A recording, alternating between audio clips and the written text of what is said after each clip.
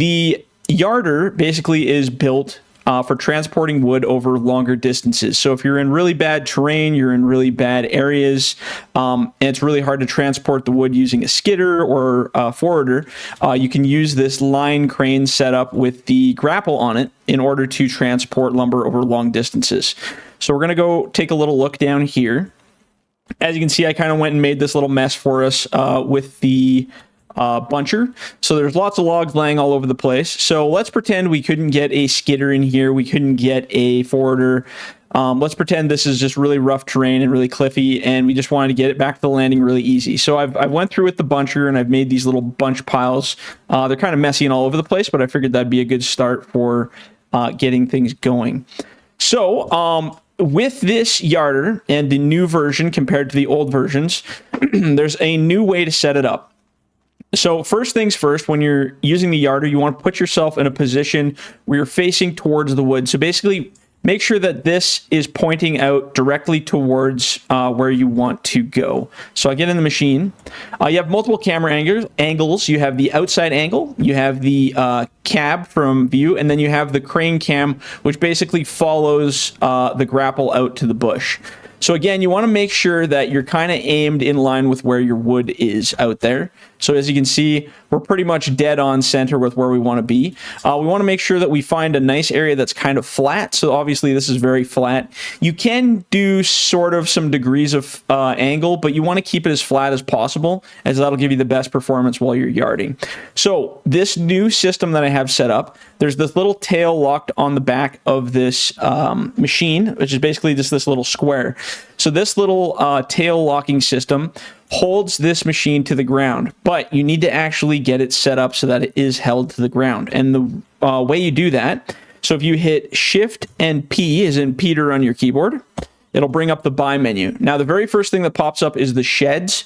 So I have put the FDR objects under sheds, and it just makes it easy for you to find because it's right here. So all you have to do is scroll down to the very bottom of this list, and you're going to see this implement here. It's $0, doesn't cost you anything. It's called the Grapple Yarder Tie Down. So basically just click on that and zoom in on your map, and what you'll see is this little object that you can move around. So now if you hold down right click on your mouse, you can actually rotate it. So hold down right click and move your mouse side to side, and you can rotate it. And what you want to do is you want to make it so that those little points, the sharp points on the top with the little chrome there, are pointing towards the machine. And as you can see, this box is exactly the same size as the back end of this square. So make sure that you're inside the square, right to the back here, and then just click, and that'll place that inside there. And what that does is it locks it down to the machine. So as you can see now, it has this little lock pin that's in there. Now this lock pin is secured to the ground. It cannot be pulled away, and that holds the machine down so that the game doesn't flip the machine over when you're hauling those heavy logs over that long distance. And then if you need to move the machine, like you're done with your area and you want to clean it up, hit Shift P as in Peter again on your keyboard, and all you have to do is hover over the object itself that you just got and click it. And then it'll ask you if you want to sell it. So you can say yes. And you want to sell it for $0? Absolutely. And that will be gone. And then your machine will be mobile again. But as long as that piece is there, so again, we're going to buy it again. As long as this piece is here, your machine will not be movable. I'm just going to line that up. Try your best to get it in that square. It does have quite a bit of lenience, but we'll try to get it as close as we can so that it pops in there nice. There we go. And basically, yeah, so that's basically just your hold down for the back end of the machine, and that'll make it so that it does not move. Okay, so once you have that completed, you have that placed, and again, wherever you're placed, make sure you're on flat ground. It'll make this system work a lot better. Once you have that placed, get inside the machine, and once the machine is running, you're going to see that there's this blade on the front. Now, this blade is specifically made to lift the machine up off the ground to give it better stability. Now, that machine blade is controlled via this control. So if you enter your controls, if you go all the way to the very bottom where all the FDR controls are, it is controlled by the FDR front blade raise and front blade lower. That's what controls it. So what you want to do is use that control to lower that all the way to the ground, and what will happen is the tracks will actually lift up off the ground, so your tracks don't actually work. But what it does is it fixes all of the pressure onto this bladed point and to the rear where this little stub that we have holding it down. And it just keeps the whole machine stable so that when you're yarding all of the logs up, it doesn't go completely out to whack and go crazy. So that will get you started. So now all you have to do is do the controls for the actual machine. So we have our car that moves in and out, and that is controlled with your left joystick going forward and backward. It's also considered the stick in the controls. We also have boom movement if we want, so we can control the boom up and down movement. That is controlled with your secondary claw open, which is kind of a confusing way to go, but that is just makes it easier because you're not going to be moving the boom around very much. So I took it off of the boom control. Now, the regular boom control itself, that would normally lift and lower the boom on your right joystick going up and down, that actually lowers and raises the grapple. And then the rest of the controls are exactly the same as the other grapples for spinning, opening, and closing the grapple. Identical. So if you followed the FDR Logging setup video, you'll figure it out real quick. But feel free to play around. You can set the controls to other things if you want. This is just what I have them set as, and it works really, really well. So again, the idea behind it is that we are pushing this car all the way out to the bush to pick up those logs. So again, if I hit C for my camera, there's the inside view, and then I hit C again. Now we have this view, and you have control to be able to look around with your mouse so that you can kind of change your angle. And basically, you just run this thing all the way out here. And we want to basically get over top of one of those piles. And as we get further out here, you can actually drop down using your boom control. You can drop down this line. Now, this weird thing does happen that I haven't been able to fix. You see how that line cable is actually disconnected from the head? So for some reason, this game has a maximum distance where it doesn't load that part anymore. One day I'm hoping to get a fix for it, but I don't. So you kind of have a bit of a floating head out here. But as you can see, if you push forward on your right joystick, it'll lower that head down. And then you can control your swing on your machine to kind of control which direction you want it to go. And then we're just going to grab this little bundle here. And I generally try to grab a little bit further back on the neck a little bit, just to give it a little bit of space, and then just bite down as hard as you can. And you want to lift that up. I usually get it so I can just start to see the car at the top, and that's usually a good distance. I mean, you could start pulling now if you wanted, but we also have our head up pretty high. So we're going to bring it way up here. So now I can just see the top where the car is starting to appear, and that's about a good spot to have it. I then usually switch back to this view, which is my in-cab view, and then I start running the car back to me. That's kind of an optical illusion because it doesn't look like it's moving very fast, but it's coming at you pretty quick, so you got to be ready for it. So as you start to get closer to the cab, you want to slow down. So release your joystick a bit and just let that settle, and then you can slowly kind of bring it into where you want it. And then you use your right joystick to lift and lower. So we're going to lower it a little bit, and we're going to put it right there and drop it. Here we go. And then we're going to raise it back up again. And you can send your car out. And again, you can switch back to that camera. It gives you a little bit better view.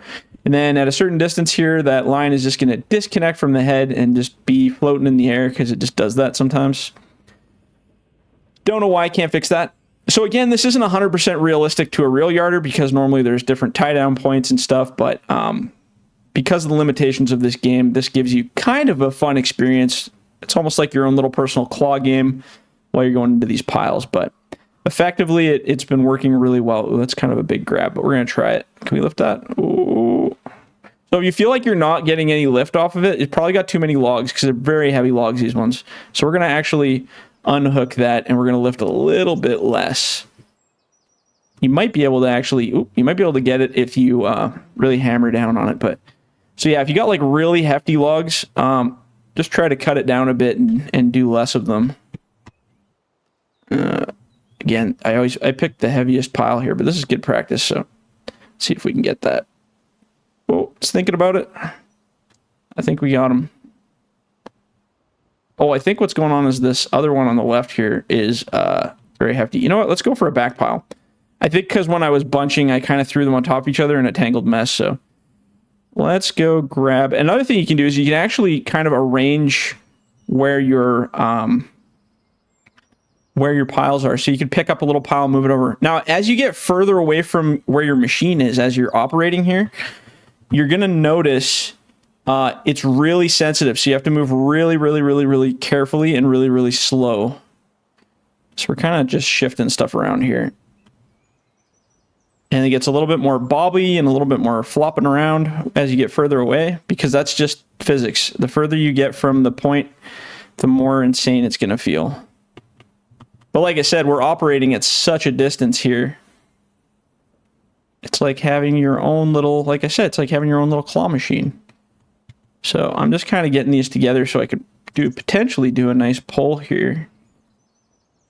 But obviously, if you're bunching, you can make your piles a little nicer than mine.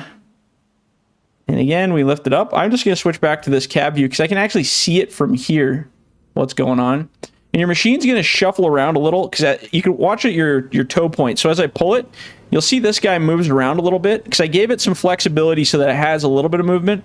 If it's completely fixed, solid point, the machine does some really glitchy stuff. So it's got a little bit of give on it, but honestly, it's very, very, very sturdy. It's been really good so far in all of my testing, and I think you guys are really going to like it. And we're going to bring that in. And again, you guys will kind of get a feel for what feels right for height and distance and speed and what you kind of want to do for pulling it in. But like I said, as you get closer to your machine, you're swinging it towards yourself. Just slow down because it's got a little bit of delay time with the logs swinging. So sometimes you can run it into your cab if you're getting a little too crazy. So just slow down, get a little control, and then just drop them. And then magically our line reconnected, so that's good. But it's something I hope to fix in the future, but it's kind of annoying that it disappears. Other than that, that's pretty much all there is to it. And again, like I said, so now we're in the front view. So if you plan to walk the machine or move the machine at all, bring this rope all the way to the top so that the grapple is all the way to the top, and then bring this all the way to the front so that's almost touching. And that's where you want it if you're moving the machine. That one cable up top stays out there for infinity forever. That's just part of a game limitation. So again, we want to move it. So if I hit Shift P on the keyboard again, all you have to do is click on that and sell it. And it's gone. Now our toe point is good. So again, our machine won't move. So my tracks I'm trying to move, it won't. Why? Because we've got to lift the blade. So make sure we lift that blade up because it does hold the whole machine straight up in the air so that the tires aren't touching the ground. So lift that up, and now we'll have full control of our machine again to do whatever we want. And then you can walk it around, put it on low beds, travel it around, move the area, do whatever you want. But yeah, that's basically the full operation of the yarder. Some areas it works better than others. Again, having a nice kind of flat ground or somewhat flat-ish helps a lot. Because if you're too much at a wacky angle, like at a 45 or some kind of crazy spot, you might not be able to place that toe hold to tie it down, and that's kind of important to the whole operation. But yeah, anyway, I hope this works out good for you guys, and let me know if you have any questions. See ya.